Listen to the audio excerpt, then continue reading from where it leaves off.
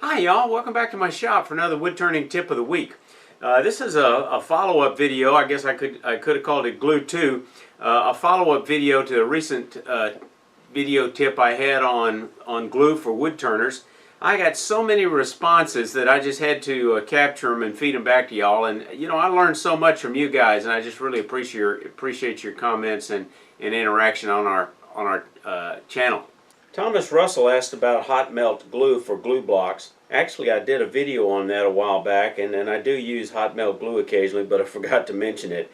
I'll have to link that video on this hot melt glue gun at the end of this video. Viewer Louis Powell comments that he keeps a bottle of polyurethane glue for special applications, anything that needs to be weatherproof, but he finds it too messy for most applications. He does use it for brass tubes into a pen blank. Another suggestion, he mentions using the 5mm nitrile gloves from Harbor Freight, which are great to protect your hands when applying glue. I flat forgot to mention that, but I tell you what, nitrile gloves are just so much better than latex. I had to look. I thought I had some latex left over. I found one old one in a corner somewhere, but they're about useless except when you're doing some painting in your house. But the difference between nitrile is it tends to be resistant for most solvents, whereas latex, you use any type of solvent almost and it'll tend to eat the rubber. So thanks for reminding me of that, Louis.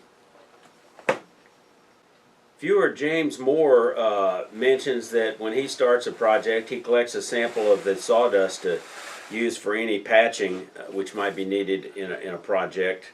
Little sawdust and CA glue, and that's a great tip, James. I do that occasionally, and I keep a variety of dust that I've collected, ebony, and got some coffee grinds in here, and some I think some Osage orange. So that's a great tip to have those things handy when you need them. Viewer Dan Harrell mentions that the fourth type of glue is the stuff you use with paper when you're separating the piece after turning. Thanks for reminding me of that technique, Dan. I actually use carpenter's glue for that, as I showed in a video I did last Christmas on a split turning project that I'll have the link to that at the end of this video. It's a great technique. Lou Jacobs commented a tip for Harbor Freight acid brushes, or any of those brushes, the ones that I use for applying small amounts of glue, and I clip them off to make them stiff. But he points out that some of these brushes do have a tendency to lose hair, and one of the things he does at the very beginning is use some vice grips and gives them an additional clamp to resist that. And that's a great tip. That's a great tip, Lou, and I appreciate that.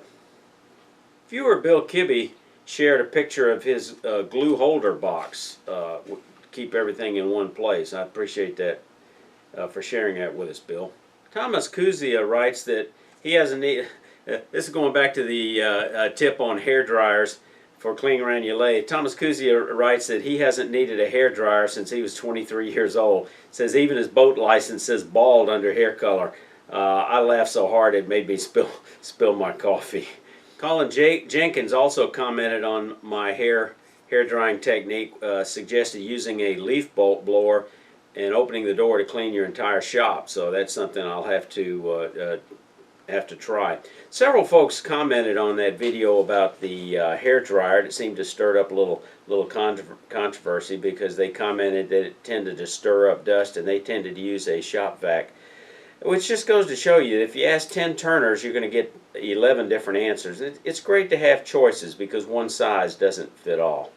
Several folks commented about my finish bottle, and it sounds like there was enough interest. I may need to do a video on that. And the top of these,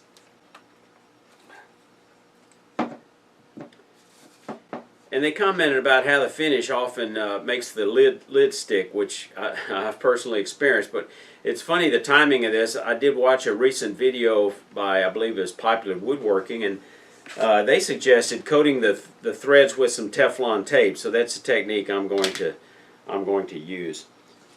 Okay, here are those links I promised to related videos I mentioned.